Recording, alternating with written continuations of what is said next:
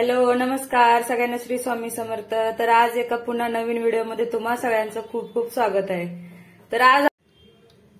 तर मी आज तुमच्यासोबत शेअर करत आहे झटपट अशी बनणारी शेवग्याची आमटी। चला तर मग सुरू करूया। पण त्याआधी व्हिडिओ आवडला तर चॅनलला सबस्क्राईब करा, लाईक करा आणि शेअर करा। तर त्याच्यासाठी इथे घेतलेले आहेत 2 शेवग्याच्या शेंगा, अशा प्रकारे बारीक कट करून घेतलेल्या आहेत त्या। हे वरचे साल वगैरे त्याचं काढलेलं आहे।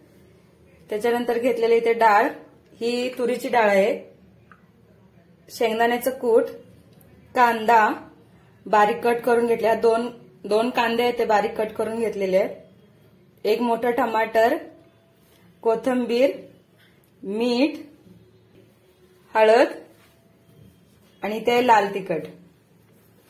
चला तर मग व्हिडिओला सुरुवात करूया। चालू करून पातेलं ठेवलेलं आहे। आता ह्याच्यामध्ये टाकणार आहे मी 2 चमचे तेल।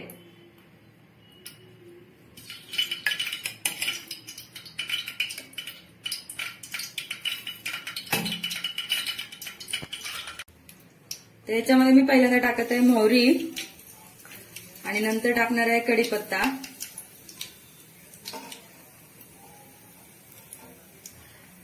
कढीपत्ता आणि मोहरी व्यवस्थित भाजली गेली की नंतर त्याच्यामध्ये टाकणार आहे मी हा हलकासा बारीक करून घेतलेला, चेचून घेतलेला जो लसूण आहे तो।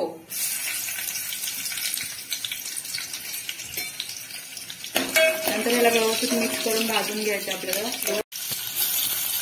तर ह्याच्यामध्ये मी बारीक चिरून घेतलेला कांदा टाकलेला आहे।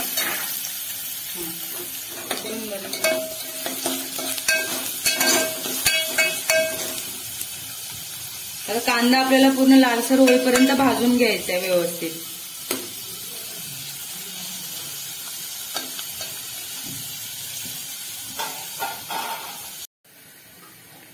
याच्यामध्ये मी थोडासा गरम मसाला टाकत आहे आणि अर्धा चमचा हळद, आणि पूर्ण असं मिक्स करून घ्यायचं, हलकसं भाजून घ्यायचा गरम मसाला। इथे बघू शकता आपला कांदा पण छान भाजला गेलेला आहे। आता याच्यामध्ये मी ऍड करणार आहे बारीक चिरलेल्या शेवग्याच्या शेंगा।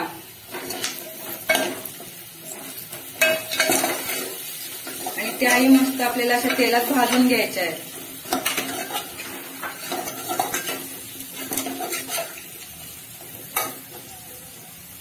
शेवग्याच्या शेंगा अशा छान तेलामध्ये भाजून घेतल्या ते छान लागतात।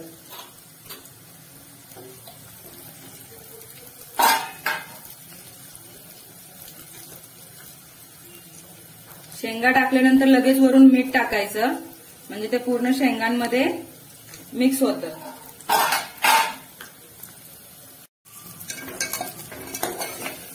मीठ टाकलं की ते पुन्हा एकदा असं मिक्स करून व्यवस्थित घ्यायचं, म्हणजे ते पूर्ण शेंगांमध्ये मीठ व्यवस्थित आतमध्ये जाताना चव खूप छान लागते।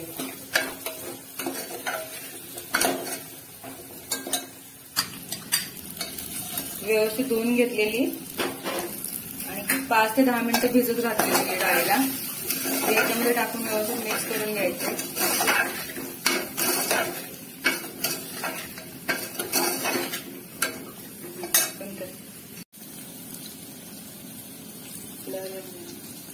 आता याच्यामध्ये मी थोडीशी कोथिंबीर ऍड करत आहे।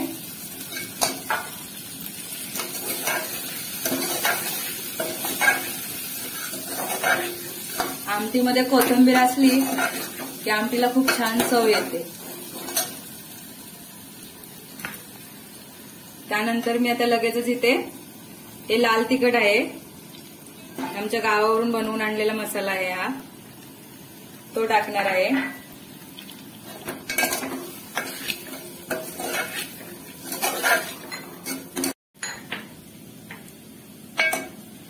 आपले लाल तिखट व्यवस्थित भाजलं गेलं की याच्यामध्ये आता नंतर आपल्याला टोमॅटो टाकून घ्यायचा आहे।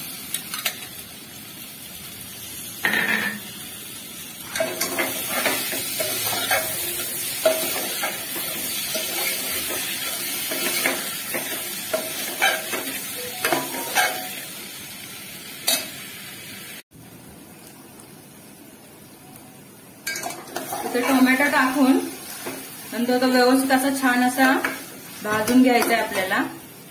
इथे बघू शकता मी कसा छानसा भाजून घेतलेला आहे, म्हणजे त्याचा रस जो आहे तो पूर्ण भाजीमध्ये उतरतो. आणि आता 2 मिनिटं मी याला झाकण ठेवून वाफवून घेणार आहे, म्हणजे ते पूर्ण सगळं एकत्र होईल.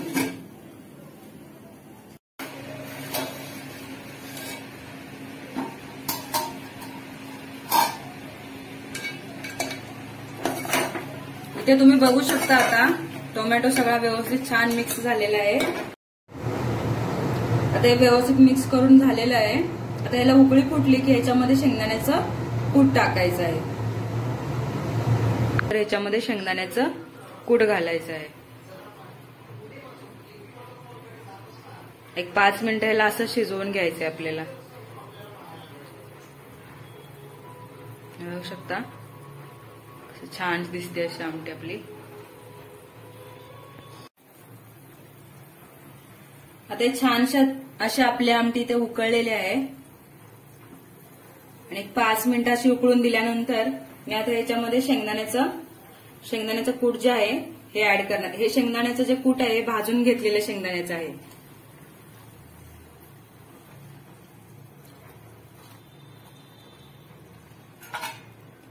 शेंगदाण्याचं कूट जे असतं ना ते नेहमी भाजून घ्यायचे शेंगदाणे, म्हणजे त्याला छान असा वास येतो आणि चवी लागते त्या आमटीला. मग पहा आता इथे शेंगदाण्याचं कूट टाकून घेतल्यानंतर थोडे एक 2 मिनिटं ह्याला आपण व्यवस्थित मिक्स करून घ्यायचंय. इथे पाहू शकता तुम्ही छानशी अशी आपली आमटी तयार होत आहे. शेंगदाण्याचं कूट टाकल्यावरती एक 10 मिनिटं आपल्याला आमटी अशी उकळवून घ्यायची, म्हणजे त्याच्यामध्ये शेंगदाण्याचं कूट जे आहे ते व्यवस्थित शिजून जाईल, मिक्स होईल आणि त्याच्यामध्ये नीट, आणि एक आमटीला असा दाटसरपणा त्याच्यामध्ये येईल आपल्या. इथे बघू शकता आता तुम्ही आपली शेवग्याची जी आमटी आहे ती व्यवस्थित इथे शिजून.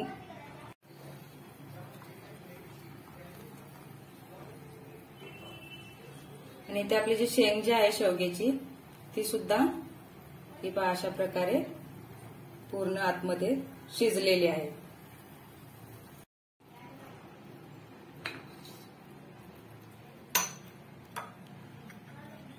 गरमागरम अशी आपली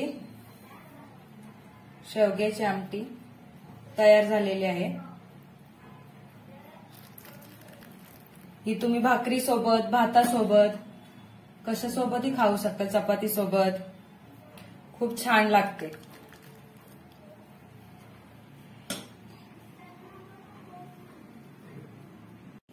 इथे आपली अशी झणझणीत अशी शेवग्याची आमटी जी आहे ती तयार झालेली आहे. त्याच्यामध्ये मी थोडी तुम्हाला कोथिंबीर टाकून दाखवते. हा आहे आपल्या आमटीचा फायनल लुक. तुम्ही बघू शकता किती छान अशी मस्त दिसत आहे. झणझणीत अशी आमटी तयार आहे.